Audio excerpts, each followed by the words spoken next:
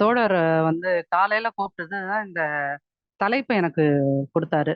அஹ் நீங்க திராவிட இயக்கம் அதன் வாய்ச்சவடால்கள் பத்தி பேசணும் அப்படின்னு சொல்லிட்டு நான் திராவிட இயக்கம் அதன் வாய்ச்சவடால் அப்படிங்கிறது இந்த 2 ஆண்டு 30 மாச திமுக ஆட்சியிலிருந்து பேசுவது அப்படிங்கிறது அது சரியா இருக்கும் அப்படின்னு நான் நினைக்கல. ஏன்னா வரலாறை ஒரு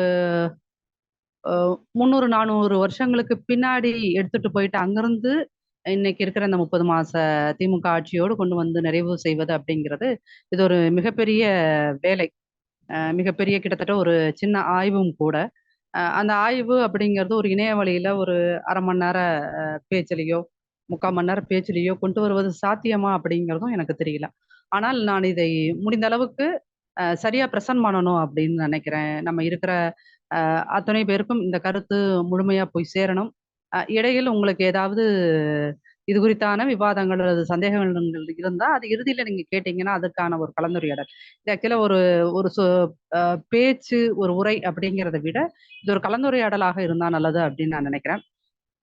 இப்ப திராவிட இயக்கம் அப்படிங்கிற அந்த திராவிடர் அப்படிங்கிற ஒரு பெயரே நம்மை குறிக்கின்ற பெயர் தான் அப்படின்னு தான் எல்லா ஆய்வாளர்களும் சொல்றாங்க. இவங்க சொல்ற கால்டுவெல்ல இருந்து அம்பேத்கர் இதை பிரித்து ஒரு மிகப்பெரிய ஆய்வு மேற்கொண்டிருக்கின்றார்.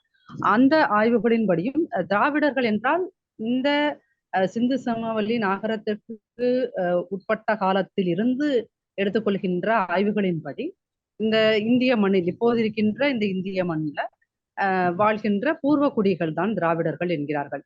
ஆக இந்த திராவிடர் என்கின்ற சொல்லையே இவர்கள் நம்மிடமிருந்து திருடி இருக்கிறார்கள் என்பதுதான் உண்மை. இந்த வார்த்தைகள் எல்லாம் எதுவுமே எனக்கு சொந்தமான வார்த்தைகள் கிடையாது.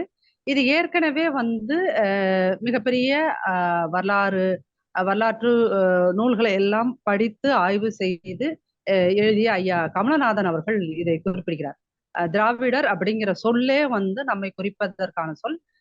இந்த சொற்களை நம்மிடமிருந்து திருடியவர்கள் தான் இன்றைக்கு இருக்கின்ற திராவிட இயக்கத்தினர். அப்ப அந்த சொல் சிந்தனை எல்லாமே எங்கிருந்து வருது அப்படின்னு சொன்னீங்கன்னா இது ஒரு 200 ஆண்டுகால பாரம்பரியமிக்க சொல் என்றுதான் சொல்ல வேண்டும்.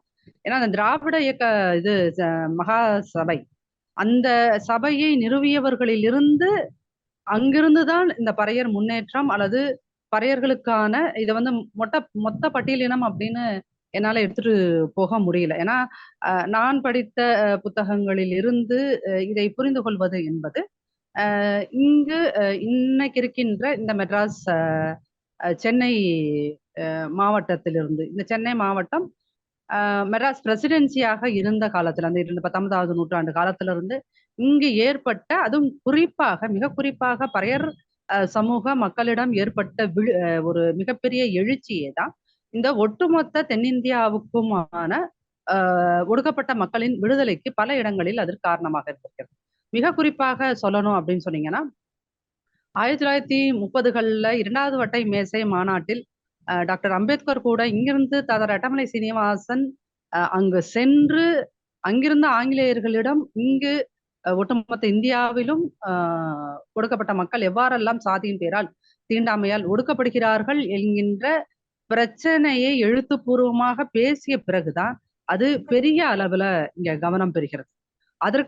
அதற்கு முன்பும் பின்பும் ஆங்கிலேயர்களால் கொண்டு வரப்பட்ட சட்ட நடவடிக்கைகள் சட்ட சீர்திருத்தங்கள் சமூக சீர்திருத்தங்கள் சோசியல் ரிஃபார்ம்ஸ் காரணமாகத்தான் இந்த பிரச்சனைகள் எல்லாமே பெரிய அளவு பேசப்பட்டிருக்குது. இன்னைக்கு வந்து இந்த அளவுக்கு இந்தியால வந்து ஒடுக்கப்பட்ட மக்களுக்கான ஒரு சுதந்திரம் அல்லது ஒரு எழுச்சி ஏற்பட்டு இருக்கின்றதுனா காரணம் அப்படின்னு பாத்தீங்கன்னா அது இங்கு தமிழ்நாட்டில் மிக குறிப்பாக சென்னை மாகாணத்திலிருந்து சென்ற சிந்தனைகள் தான் மிக முக்கிய காரணம்.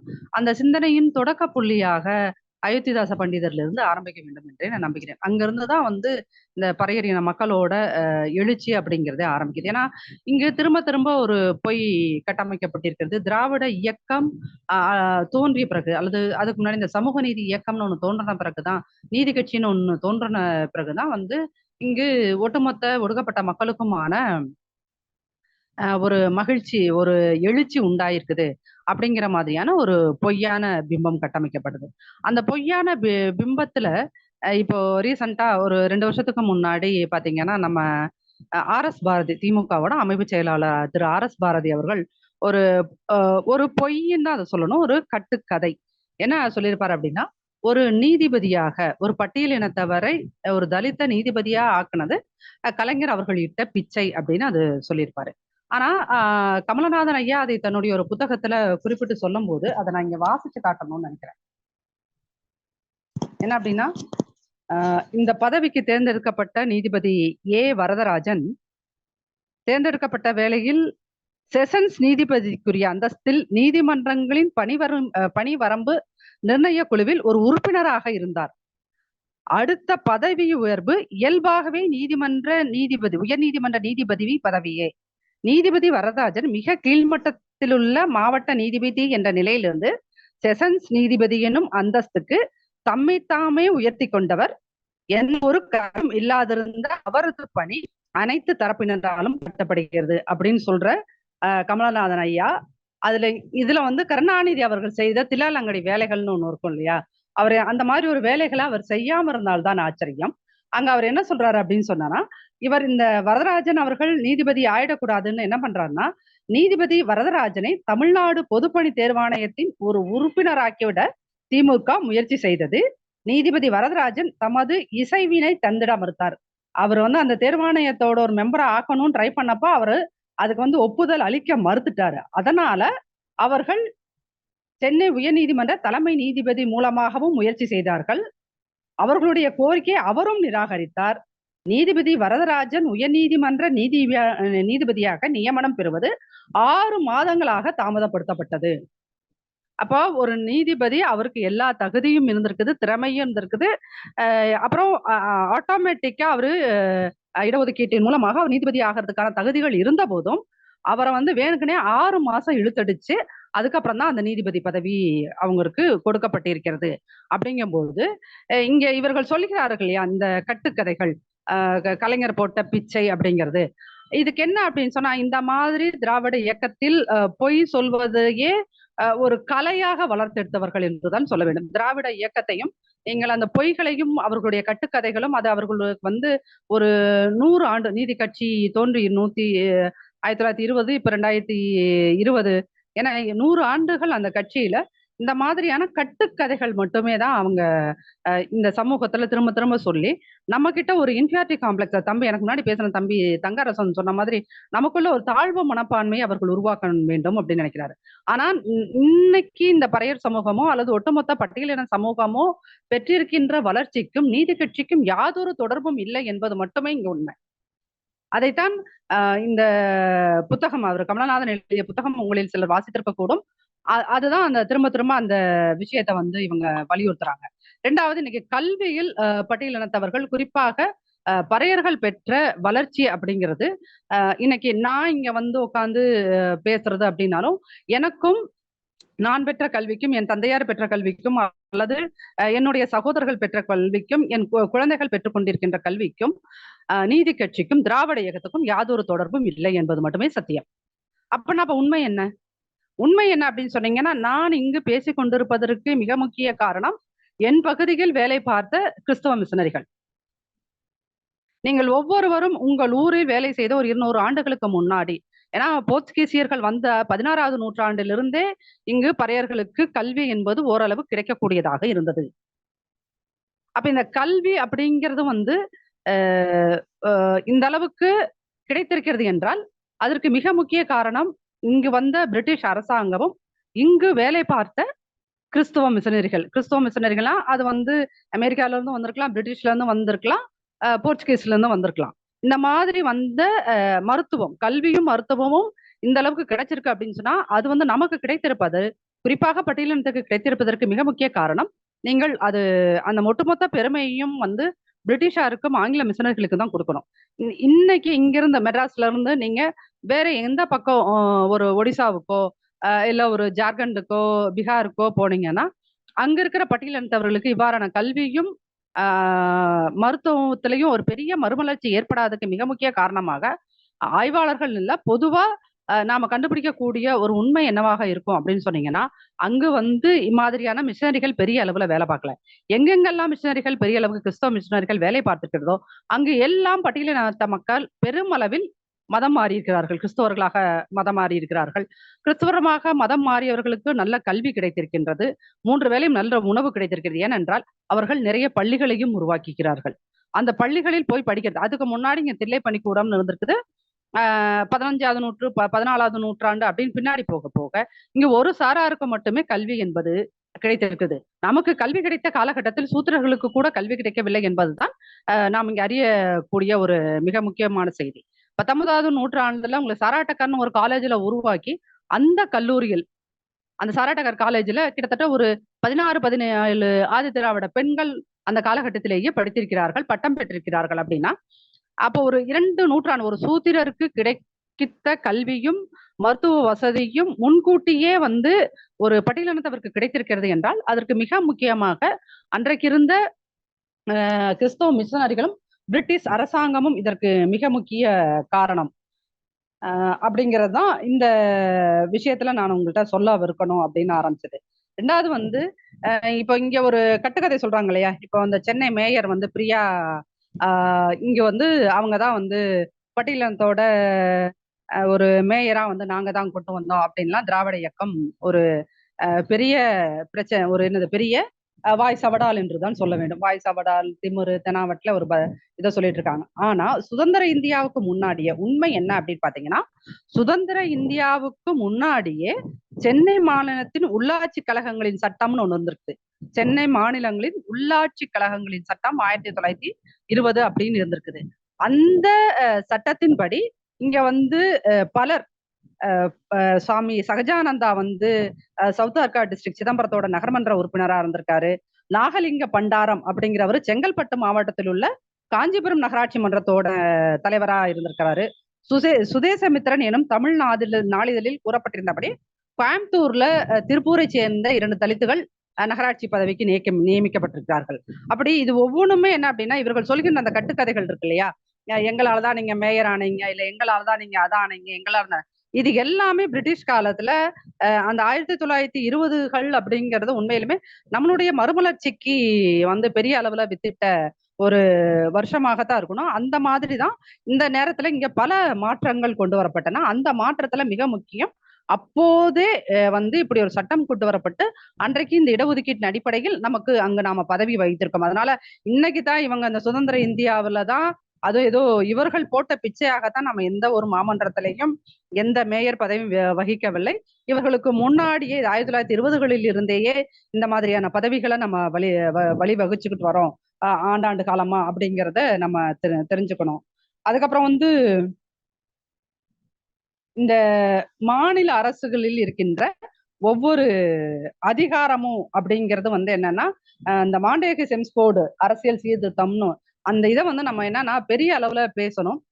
பெரிய அளவுல அந்த மாண்டேக அண்ட் செம்ஸ்போர்ட் பத்தி நிறைய அந்த சீர்திருத்தம் பத்தி நிறைய படிச்சுக்கிட்டு இன்னைக்கு இருக்கிற இளைஞர்கள் அதை பத்தி பேசணும். ஏன்னா அந்த ரிஃபார்ம் கொண்டு வந்ததுக்கு அப்புறம் தான் நமக்கான எல்லா உரிமைகள், அரசியல், வேலைவாய்ப்பு, அரசியல் பங்கேற்பு, வேலைவாய்ப்பு, இடஒதுக்கீடு இது எல்லாத்துலயுமே வந்து பெரிய அளவு மாற்றங்கள் இங்க கொண்டு வரப்பட்டது. கல்வி, வேலைவாய்ப்பு இது எல்லாமே அங்கிருந்துதான் இந்த மாற்றங்கள் கொண்டு வரப்பட்டது அப்படிங்கறத இது எல்லாமே தெரிஞ்சுக்கணும். அதுக்கப்புறம் இன்னைக்கு இவங்க சொல்றாங்க இல்லையா, வந்து நாங்க தான் அந்த இப்ப முரசொலி தான் பத்திரிகை மிகப்பெரிய பத்திரிகை, அதுக்கு முன்னாடி இருந்த விடுதான் மிகப்பெரிய பத்திரிகைன்றதெல்லாம். ஆனால் 1800கள்லயே இங்கு பறையர்கள் மிகப்பெரிய அளவுல வந்து பத்திரிகைகள் நடத்திட்டு வந்திருக்காங்க. 1889ல சூரிய உதயம்னு ஒரு பத்திரிகை, 1871 யோசித்து பாருங்க. பஞ்சமர் 1885, அந்த 1885ன்னு நம்ம இங்க பத்திரிகை நடத்திட்டு இருக்கோம். திராவிட பாண்டியன் ஒரு பத்திரிகை ஆசிரியர் ஜான் ரத்னம் நடத்திக்கிட்டு இருக்காரு. அந்த 1885ல தான் காங்கிரஸ்ங்கிற இயக்கமே தோன்றும் இந்தியாவில. அந்த காங்கிரஸ்னு ஒரு இயக்கம்லாம் வர்றதுக்கு முன்னாடியே இங்கு பறையன் பத்திரிகை நடத்தி கொண்டிருக்கிறான். அப்போ இத வந்து நம்ம அறிவு சமூகம்னு நம்ம சொன்னா அதை வந்து இணையங்கள்ல பலர் வந்து அதை கிண்டல் அடிக்கிறாங்க, அதை எள்ளல் செய்யறாங்க. ஆனா உண்மையை வந்து என்னன்னா, நம்ம இந்த மாதிரி வரலாற்று உண்மைகளை பேச மறுப்பதுதான் காரணம் அப்படின்னு நினைக்கிறேன். அப்போ காங்கிரஸ்னு ஒரு இயக்கம் தோன்றி இந்திய சுதந்திரத்துக்காக பாடுபடுவதற்கு முன்னாடியே இங்க வந்து திராவிட பாண்டியன் அப்படின்னு ஒரு இதழ் நடத்தப்பட்டிருக்குது அப்படின்னா, அப்போ இந்த இதழியல்ல மட்டும் கிடையாது, அறிவிலையும், அது பேச்சாற்றலாக இருந்தாலும் சரி, எழுத்தாற்றலாக இருந்தாலும் சரி, நாம எவ்வளவு தூரம் ஒரு முன்னேறிய சமூகமாக இருந்திருக்கோம் அப்படிங்கிறதுக்கு இது ஒரு மிகப்பெரிய உதாரணம். 1888ல மகாவிகட தூதன் ஒரு புத்தகம் வெளிவந்திருக்குது, சுவாமி கண்ணு புலவர் அப்படின்னு சொல்லிட்டு. 1893ல பறையன் இதழ் நம்ம தாத்தா ரெட்டவேல சீனிவாசன் கொண்டு வந்தது. 98ல இல்லற ஒழுக்கம், 1990லயே பூகோள வியாசன் ஒரு பத்திரிக்கை, 1907ல தமிழன்னு நம்ம ஐயா ஆசிரியர் பண்டிதர் அயோத்திதாசர் கொண்டு வந்தது. திராவிட கோகிலம் அப்படின்னு ஒரு பத்திரிகை இங்க இருக்க கிறிஸ்தவ சங்கத்தால் கொண்டு வந்தவர். தலித் கிறிஸ்தவர்கள்லாம் சேர்ந்து திராவிட கோகிலம் அப்படின்னு ஒரு, இதுல எல்லாம் இன்னும் ரொம்ப சந்தோஷப்படுன்னா, தமிழ் பெண் அப்படின்னு சொல்லிட்டு ஒரு பரட்சி, தமிழ் பெண் அப்படின்னு ஒரு பத்திரிகைய சபனேஸ்வரின்னு சொல்லிட்டு ஒரு அம்மா நடத்தியிருக்காங்க. இது எவ்வளவு பெரிய ஆச்சரியம், அதிசயம். நான்லாம் வந்து 2004ல தான் வந்து பத்திரிகை துறைக்கே வந்தேன். ஆனால் ஒரு 2 நூற்றாண்டுகளுக்கு முன்னாக இங்க அச்சு இயந்திரம்னு ஒண்ணு ஆங்கிலேயர்களால் கொண்டு வரப்பட்ட காலத்திலேயே ஒரு தமிழ் பெண் அப்படின்னு ஒரு பத்திரிகையை வந்து பெண்களுக்கு அவள் கடன் அது இதுன்னு 1008 பத்திரிகைகள் இருக்கு. ஆனா 1916லேயே ஒரு அம்மையார், ஒரு பறையர் ஒரு பத்திரிகை நடத்தி இருக்கிறார் அப்படிங்கிறது இந்த சமூகம் எவ்வளவு தூரம் சொல்லிலும் செயலிலும் சிந்தனையிலும் இந்த ஒட்டுமொத்த இந்தியாவுக்கும் ஒரு ஃபார்வர்ட் திங்கிங்க பரப்புற ஒரு இயக்கமாகவும் இது இருந்திருக்கிறது என்பதை நாம் இதன் மூலம் இந்த மாதிரியான தகவல்களை நாம வெளியில பேசும்போதுதான் பரப்ப முடியும். இந்த மாதிரி திராவிட இயக்கங்கள் வந்து இந்த மாதிரி நிறைய விஷயங்களை வந்து சொல்லிக்கிட்டே போறாங்க. நாங்க உங்களுக்கு அதை செஞ்சோம் இதை செஞ்சோம் அப்படின்றது. இந்த கல்விங்கிறத எதுக்கு நான் சொன்னேன் அப்படின்னு சொன்னேன்னா, இவர்கள் சொல்கிறார்கள்ல, உங்களுக்கு ஓமனம் கத்துக் கொடுத்ததே நாங்க தான், திராவிட இயக்கங்கள் தான், உங்களுக்கு ஜட்டி போட்டு விட்டதே நாங்க தான், உங்களை பள்ளியோட அனுப்பிச்சு விட்டதே நாங்களான் சொல்றாங்க இல்லையா, அவர்களுக்கான பதில் தான் இது. நீங்கள் எங்களுக்கு கல்வி எல்லாம் எதுவுமே கொடுக்கல. நீங்கள் கல்வி கொடுப்பதற்கு முன்னாடியே இங்கு வந்த இங்கு வந்த கிறிஸ்டின் மிஷனரிகள் உங்களுக்கு எங்களுக்கு கல்வியையும் மருத்துவத்தையும் பெரிய அளவில் வழங்கினார்கள். அவர்களுடைய நீட்சியாகத்தான் இங்கு நாங்கள் இன்று அடைந்திருக்கின்ற கல்வி வளர்ச்சி என்பது மிக நிச்சயமாக அன்று செயல்பட்ட கிறிஸ்தவ மிஷனரிகளுக்கு தான் நாம் வந்து உண்மையிலுமே பெரிய அளவுக்கு நன்றி உடையவர்களாக இருக்கணும். இந்த திராவிடர் என்ற சொல் அப்படிங்கிறது 1891லயே இதே சென்னைக்குள்ள, இந்த சென்னை மாகாணத்துக்குள்ள அன்னைக்கு இருந்த தலித்துகள் திராவிட மகாசனவையை உருவாக்கி இருக்காங்க அப்படின்னா, இந்த 1891க்கும் இன்னைக்கு இருக்கிற 2000த்துல இவர்கள் சொல்கிறார்கள் அல்லவா, இந்த திராவிட இயக்கம், திராவிட கழகம், இதெல்லாமே. அப்ப அந்த திராவிடம் அப்படிங்கிற வார்த்தையவே உண்மையில் சொல்ல போனால் பெரியாருக்கே பிச்சையிட்டவர்கள் நாம தான். ரொம்ப அகங்காரமாவே நான் சொல்லலாம்னு நினைக்கிறேன். இந்த திராவிடம் அப்படிங்கிற சொல்லையே வந்து அது ஒரு பறையன், அயோத்திதாச பண்டிதன் என்கின்ற பறையனின் சிந்தனையில் முளைத்த வார்த்தை. அந்த வார்த்தை அப்ப இன்னைக்கு இருக்கிற இந்த திராவிட கழகத்துக்கு ஐயா வீரமணிக்கு, ஏற்கனவே ஐயா வீரமணி அவர்களுக்கும் எனக்கும் பலமுறை பிரச்சனையா இருக்குது. அது இன்னொரு முறை இங்க நான் வந்து ரொம்ப தைரியமா, ரொம்ப போல்டா, ரொம்ப கர்வத்தோட சொல்லிக்கலாம். உங்களுக்கு திராவிடம் என்கின்ற பிச்சையை போட்டதை, அந்த வார்த்தையை பிச்சையாக போட்டவர்களே நாங்கள் தான் என்பதை ரொம்ப தைரியத்தா சொல்லிக்கலாம். இந்த ஏற்கனவே வந்து நான் சொன்ன மாதிரி இந்த மாண்டேகி செம்ஸ்போர்ட் சீர்திருத்தங்களின் அடிப்படையில் 1919க்கு பிறகு அரசியல் களத்தில் தலித்துகள் இந்த வகுப்பு வாரி பிரதிநிதித்துவம் அப்படிங்கிறது அம்பேத்கர் உருவாக்கிய அரசியலமைப்பு சட்டத்துக்கு முன்னாடியே, அதனாலதான் சொன்னேன் 1919-20 அப்படிங்கிறது வந்து பட்டியலினத்தவருக்கு ஒரு முக்கியமான ஆண்டுகளாகத்தான் அதை சொல்லணும். ஏன்னா அந்த மாண்டேகி செம்ஸ்போர்ட் சீர்திருத்தத்தின் அடிப்படையில தான் வந்து நமக்கு இந்த வகுப்புவாரி பிரதிநிதித்துவம் கிடைச்சது. அந்த வகுப்புவாரி பிரதிநிதித்துவத்தோட இன்னொரு நீட்சியாகத்தான் இன்னைக்கு இருக்கின்ற பட்டியலினத்தவர்களுக்கான அந்த ரிசர்வ்டு கான்ஸ்டிடுவன்சி என்கிறது அதோட நீட்சியாகத்தான் இதை பார்க்க முடியும். அப்படிங்கும் போது இந்த அரசியல் அதிகாரம் குறித்த தெளிவு அன்றைக்கே நமக்கு இருந்தது. ஏன்னா இந்த மாதிரி இந்த மாண்டேகி செம்ஸ்போர்ட் தீர்த்தத்துக்கு மிக முக்கிய காரணம், இங்கு வேலை பார்த்த ஐயா MC ராஜா அவர்களும் தாத்தா ரெட்டமலை சீனிவாசன் அவர்களும் இதற்கு மிக முக்கிய காரணம். அன்னைக்கு இவர்கள்லாம் பல முறை இவர்களை அணுகி தங்களோட பிரச்சனைகளை வந்து பேசினதன் காரணமாகத்தான் இந்த மாற்றங்களே உருவானது. சோ அதனால இவர்கள் சொல்கிறார்களா, நாங்க தான் உங்களுக்கு அரசியல்ல இருக்கிறதுக்கான உரிமையை கொடுத்தோம் அப்படின்னா, உண்மையில் திராவிட இயக்கங்கள் இன்று வரையும் இங்க இருக்கின்ற பட்டியலினத்தவர்களை எப்படி பயன்படுத்துகிறது, அவங்களுக்கு போஸ்டர் ஒட்டுறதுக்கும் மத்த அடியாள் வேலை செய்யறதுக்குமான ஒரு விஷயங்களை தான் அவங்க இதை நம்மளை பயன்படுத்திக்கிறார்களே தவிர இவர்கள் மிக நிச்சயமாக நமக்கு அரசியல் உரிமையை கொடுத்ததில்ல. இந்த அரசியல் உரிமை கொடுத்தது அப்படின்னா அது மிக நிச்சயமாக பிரிட்டிஷாரையும் அதன் பிறகு அண்ணா அம்பேத்கர் உருவாக்கிய அரசியலமைப்பு சட்டம் கொடுத்த பாதுகாப்புனாலதான் இந்த ரிசர்வ்டு கான்ஸ்டிடுவன்சிங்கிறதும் அதனால இன்னைக்கு நம்ம எம்பிஸாகவோ எம்எல்ஏவோ இருப்பதற்கு மிக முக்கிய காரணமாகவும் அதுதான் இருக்கிறதே ஒழிய இவர்கள் யாரும் இதற்கு எந்த விதத்திலும் காரணம் இல்லை அப்படிங்கிறது தான்.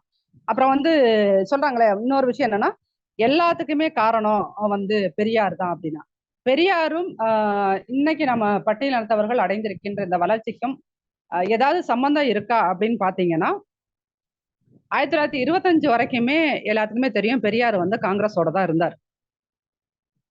காங்கிரஸ்ல இருந்த அந்த காலகட்டத்துல அவர் இதுக்கு போறாரு, எங்க காசிக்கு போறாரு.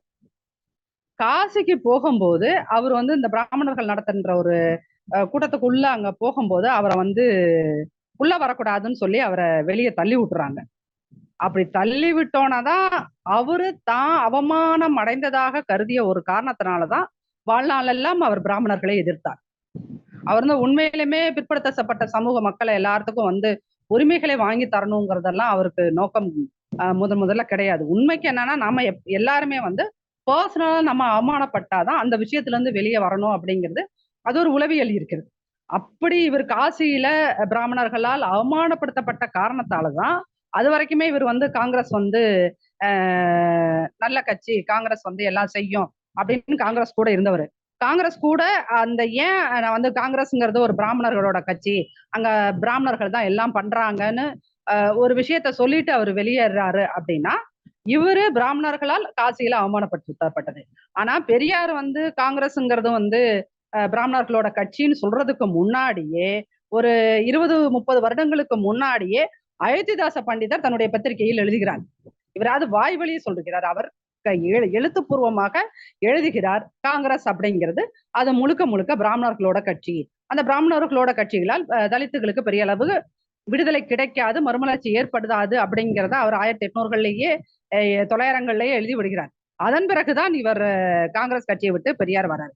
அப்படி வந்த பெரியார் என்ன செய்யறாரு, பட்டியலினத்துக்கு என்ன செய்யறார் அப்படின்னு சொன்னா, நான் கீழ்வெண்மணிக்கு இங்க இருந்து பெரியார நான் கீழ்வெண்மணிக்கு கூட்டிட்டு போறேன். கீழ்வெண்மணிக்கு கூட்டிட்டு போகும்போது நீங்கள் எல்லோருமே இந்த புத்தகத்தை படித்திருப்பீர்கள் என்று நம்புகிறேன். உங்களில் சிலர் இந்த புத்தகத்தை வாசித்திருக்க கூடும் அப்படின்னு நினைக்கிறேன். மனோஜ் மிட்டல் எழுதுன இந்த கேஸ்ட் ப்ரைட் அப்படிங்கிற புத்தகம், அந்த புத்தகத்துல அவரை மனோஜ் குறிப்பிடும் போது இந்த கீழ்வெண்மணி சம்பவத்தை குறிப்பிடும் போது இந்த வரிகள் எனக்கு ரொம்ப ஷாக்கா இருக்கு. இது உங்களுக்கு எப்படி இருக்கும்னு எனக்கு தெரியல. அவர் சொல்லும் போது சொல்றாரு, Keezhvenmani set the template for similar atrocities across the country. Keezhvenmani set the template for similar atrocities across the country அப்படின்னு சொல்லிட்டு அவர் இந்த சம்பவத்தை இந்த புத்தகத்தை நான் ஒரு தடவை காமிக்கிறேன். கேஸ்ட் ப்ரைட், மனோஜ் மிட்டல். இத ஒவ்வொருத்தரும் தயவு செய்து இந்த புத்தகத்தை வாங்கி படிக்கணும் அப்படின்னு கேட்டுக்கிறேன். ஏன்னா இந்த புத்தகத்தை படிக்கும் போதுதான் களத்துல வேலை பார்க்குறவங்களா இருந்தாலும் சரி, பேராசிரியர் மக்களுக்கா இருந்தாலும் சரி, இங்க சாதிங்கிற ஒரு உளவியல் ஒட்டுமொத்த சமூகத்தையும் எப்படி பாதிக்குது, ஒரு சம்பவம் நடைபெறுகிறது அப்படின்னா அந்த சம்பவம் ஒட்டுமொத்த சமூகத்தையும் எப்படியெல்லாம் அது சிதைக்குது அப்படிங்கிறத தெரிஞ்சுக்க முடியும். இந்த புத்தகத்துல இவர் மனோஜ் மிட்டல் என்ன சொல்றாரு அப்படின்னா, இந்த கீழ்வெண்மணி சம்பவம் தான் ஒட்டுமொத்த இந்தியாலையும் இன்னைக்கு நடக்குது இல்லையா சாதிய கொடுமைகள். நேத்து கூட மேடம் சாரி ஃபார் இன்டர்வியூ. சொல்லுங்க சார். இது மிட்டல் இல்ல, பிட்டா. சாரி சரி, ஓகே ஓகே, தேங்க்யூ. மனோஜ் மிட்டா இந்த புத்தகத்துல அவரு சொல்லும் போது கீழ்வெண்மணி எப்படி பாதிக்குது அப்படிங்கிறத அந்த ஒரு சம்பவத்தை பத்தி அவ்வளவு அழகா கூர்வையா அதை எடுத்துட்டு போயிருப்பாரு. அப்ப அந்த கீழ்வெண்மணி சம்பவம் நடக்கும்போது சி.என். அண்ணாதுரை அவர்கள் தான் முதலமைச்சர்.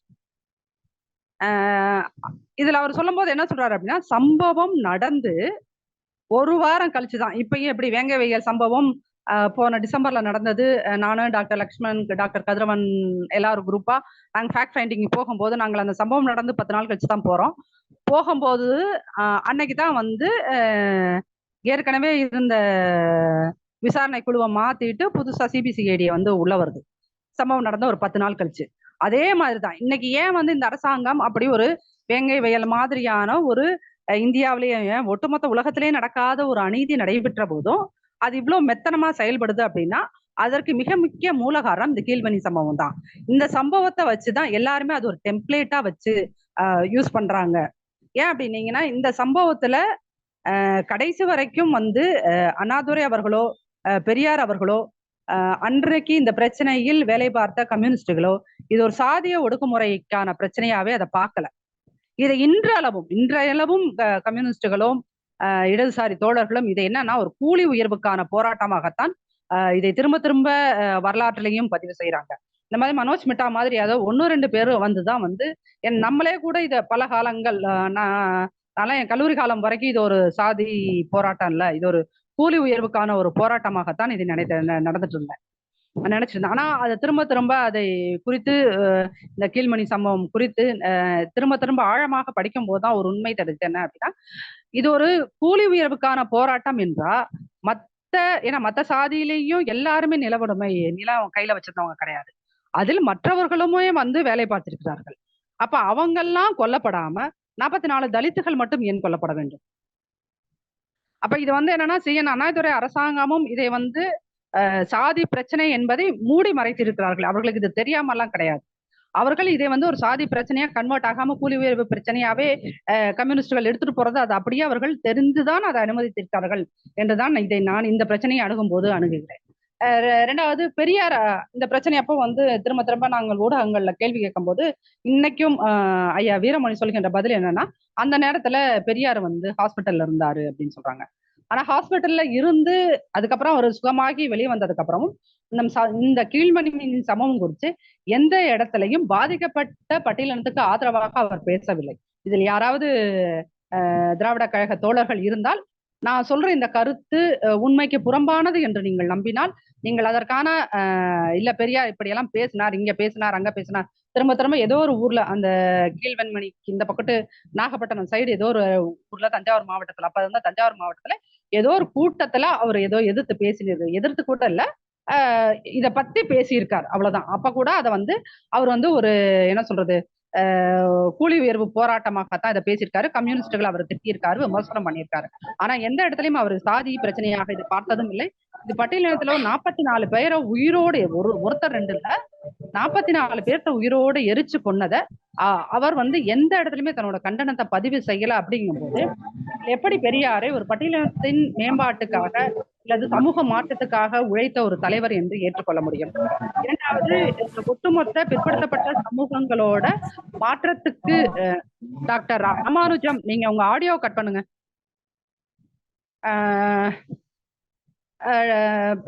அண்ணாதுரை அவர்கள் அவர் முதல் டைம் முதல்வராகிறார். அப்பத்திய காலகட்டத்துல தான் இது நடக்குது. அவங்க ஆட்சிக்கு வந்த ஒரு 20 மாசங்கள்ல இந்த மாதிரியான ஒரு விஷயம் நடக்குது அப்படின்னு சொன்னா அப்ப அவர் வந்து உண்மையிலேயுமே பட்டியல சமூகத்துக்கு அக்கறையா இருக்கின்ற அரசாங்கமாக திமுக இருந்திருந்தால் அண்ணாதுரை இந்த பிரச்சனையே பெரிய அளவுல போராடி இருக்கணும். அல்லது தன்னுடைய அரசாங்கம் இந்த விஷயத்தை இந்த விவரத்தை விசாரிப்பதற்கு அவர் எல்லா வகையிலும் உதவி இருக்கணும். ஆனா என்ன சொல்றாரு அப்படின்னா பல இடங்களில் அன்றைய இருந்த மாநில அரசு இந்த வழக்கு விசாரணையை வேண்டும் என்றே தாமதப்படுத்தி இருக்குது என்றுதான் பதிவு செய்கிறார். அப்போ இங்க என்ன அப்படின்னா அன்னைக்கு கீழ்வெண்மணியில் அந்த கூட்டமா போய் மக்களை கொல்றது அப்படிங்கிறது அந்த கோபாலசாமி நாயுடு இந்த சம்பவம் நடக்கிற 25ஆம் தேதி டிசம்பர் மாசம் நடக்கிறதுக்கு முதல் நாள் என்ன பண்ணிருக்காருன்னா அவர் வந்து அந்த டிசம்பர் மாசம் அன்னைக்கு என்ன 25ஆம் தேதி கூட்டமா கும்பலா வந்து அவர் கையில துப்பாக்கி இருந்திருக்குது, மக்களை சுட்டிருக்காரு. சுட்டதுல காயம்பட்ட முனுசாமின்னு ஒருத்தர் போய் அங்க கம்ப்ளைண்ட் கொடுத்திருக்காரு. அதுக்கு இடையில மக்கள் கொன்றக்கூடாதுன்னு சொல்லிட்டு ராமையா குடிசையில போய் மொத்தமா ஒரு சின்ன குடிசையில எல்லாரும் ஒண்ணு சேரும் போதுதான் 44 பேர் வந்து உயிரோட எரிச்சு கொல்லப்படுறாங்க. அன்னைக்கு இருந்த அந்த அரசாங்கம் என்ன செய்யுதுன்னா உங்களுக்கு ஃபயர் என்ஜினே கொண்டு வர்றதுக்கு கிட்டத்தட்ட அரை நாள் ஆக்கியிருக்காங்க. அடுத்த நாள் காலையில தான் அதுக்குள்ள எத்தனை பேர் இருந்தாங்க இன்னைக்கு நைட்டு எரியூட்டப்பட்டு அடுத்த நாள் காலையில தான் போலீஸ்க்கே அந்த விவரம் முழுமையாக தெரிய வருகிறது. அப்படின்னா அன்னைக்கு இருந்த திமுக அரசாங்கம் முதலா ஆட்சிக்கு வந்திருக்கப்பதான் இதை எப்படி இந்த விஷயத்தை கையாண்டி இருக்கிறார்கள் அப்படிங்கிறது. அன்னைக்கு அவர்களுடைய அலட்சியம் தான் இன்ன வரைக்கும். அது வேங்கவியல் சம்பவமாக இருந்தாலும் சரி, இப்ப நேத்து பெருங்குளத்துல அவங்க மதுரையில வெட்டி போட்ட சம்பவமா, சின்ன குழந்தை 6 வயசு குழந்தையெல்லாம் வெட்டி போட்டிருக்காங்க. அதுக்கு அந்த வெட்டி போடுறதுக்கு இன்னைக்கு விசிகாரங்க என்ன சொல்றாங்கன்னா, அவங்க கஞ்சா சாப்பிட்டு போய் வெட்டிட்டாங்கன்றாங்க. அது எப்படி கஞ்சா சாப்பிட்டவனுக்கு அங்க இருக்கிறவன் பரப்பையன் தானே எப்படி தெரியும்? அப்ப இவர்கள் போதையில இருந்தா, சாதி போதையில இருந்தாலும் சரி, கஞ்சா போதையில இருந்தாலும் சரி, வெட்டுறது மட்டும் கரெக்டா ஒரு பறையனை வெட்டுவாங்க. கூலி உயர்வு போராட்டம்னாலும் கொளுத்துறது ஒரு பறையனை கரெக்டா கொளுத்துவாங்க அப்படின்னா, இது உண்மையிலுமே இது வெறும் ஒரு சாதி உளவியல், பொது புத்தி அப்படின்லாம் இத கொண்டு போக முடியாது. ஏன் அப்படின்னு சொன்னீங்கன்னா, இன்னைக்கு உண்மைக்கு இங்க நடக்கிறது பார்ப்பனர்களுக்கும் திராவிடர்களுக்கும், இன்னைக்கு இருக்கிற திராவிடர்களுக்குமான சண்டை கிடையாது. இன்னைக்கு உண்மையிலேயே ஏன் பறையர்கள் திரும்ப திரும்ப எல்லா இடங்களிலும் தாக்கப்பட்டு கொண்டிருக்கிறார்கள் அப்படின்னா, மத்த எல்லா ஸ்டேட்டை விடையும் இப்ப இங்க இருக்கிற பலரில் பலர் இந்தியா முழுக்க தொடர்ந்து பயணம் செய்யக்கூடியவர்களாக இருப்பீர்கள். மற்ற எல்லா மாநிலத்தை விட தமிழகத்தில் தான் உரிமைக்கான போராட்டம் என்பது பெரிய அளவில் நடைபெறுகிறது. அது அரசியல் அதிகாரம் என்றாலும் சரி, இடஒதுக்கீடு என்றாலும் சரி, மற்ற சமூக உரிமைகள் என்றாலும் சரி, அதற்கான போராட்டம் அப்படிங்கிறது பெரிய அளவில் மற்ற எல்லோரையும் விட இங்கதான் நடக்குது. அப்படிங்கும்போது இது இந்த போராட்டம், நம்ம உரிமைக்காக போராட்டம் நடத்தும் போது இம்மாதிரியான வன்முறை அப்படிங்கிறது நம்ம மேல ஏவப்பட்டு கொண்டே இருக்கும். அப்ப அவர்களுடைய அந்த தாக்குதல் நடத்துகின்றவர்களோட பொது உளவியல் ஒண்ணுவா இருக்கும். ஆனா இங்க அமைதியா இருக்காங்க இல்லையா, அரசாங்கம் வேடிக்கை பார்த்துறது. வேங்கவேல் சம்பவமா இருந்தாலும் வேடிக்கை பார்க்குது, நாங்குநேரி சம்பவமா இருந்தாலும் இருக்குது, மதுரை சம்பவமா இருந்தாலும் வேடிக்கை பார்க்குது, புதுக்கோட்டை சம்பவமாக இருந்தாலும் இதெல்லாம் இப்ப இந்த கடைசி ஒரு வருஷத்துக்குள்ள நடந்த சம்பவங்கள். இது எல்லா அட்ராசிட்டியும் ஏன் அவங்க பொதுவா வேடிக்கை பாக்குறாங்க அப்படின்னு சொன்னா, தம்பி தமிழ்குமரன் தங்க அரசன் இதுக்கு முன்னாடி பேசினவர் சொன்ன மாதிரி, நம் மீது நடத்தப்படுகின்ற தாக்குதலை ஒரு இடைசாதி சமூகமாக ஆளுகின்ற சமூகம் அதை உள்ளூர ரசிக்குது என்றுதான் சொல்ல வேண்டும். நீங்கள் உரிமையை கேட்டால் இதுதான் உங்களுக்கு பலன்.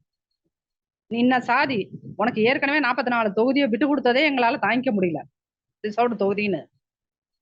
அங்க நாடாளுமன்றத்துல 110 தொகுதி எம்பி தொகுதின்னு தூக்கி கொடுத்தாச்சு.